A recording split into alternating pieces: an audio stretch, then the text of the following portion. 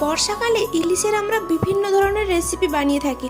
ইলিশ মাছের এই মালাই ইলিশ যদি একবার বানিয়ে দেখো না, কথা দিচ্ছি এর স্বাদ সারা বছর মুখে লেগে থাকবে। প্রথমে কিন্তু আমি মাছটায় লবণ হলুদ মাখিয়ে এবার কিছু মশলা, পেঁয়াজ কুচি, আদা রসুন, টমেটো, কাজু বাদাম ও নারকেলের মালাইটা, তারপর কিন্তু ভালো করে কড়াইতে সরষের তেল দিয়ে মাছগুলোকে ফ্রাই করে নিতে হবে। মাছগুলো কিন্তু খুব সাবধানে নাড়াচাড়া করতে হবে যাতে ভেঙে না যায়। তারপরে মাছটা ভাজার পরেই কিন্তু আমি ওই তেলের মধ্যে দিয়ে দিব পেঁয়াজ কুচি। পেঁয়াজটা একদম লাল লাল করে ভেজে নিয়ে কিন্তু ওই সব মশলা একসাথে বেটে দিয়ে দিলাম।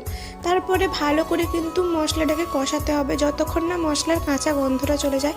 এবার পরিমাণ মতো লবণ, হলুদ গুঁড়ো ও লঙ্কার গুঁড়ো দিয়ে ভালো করে মশলাটা কষে নারকেলের মালাইটা দিয়ে দিলাম।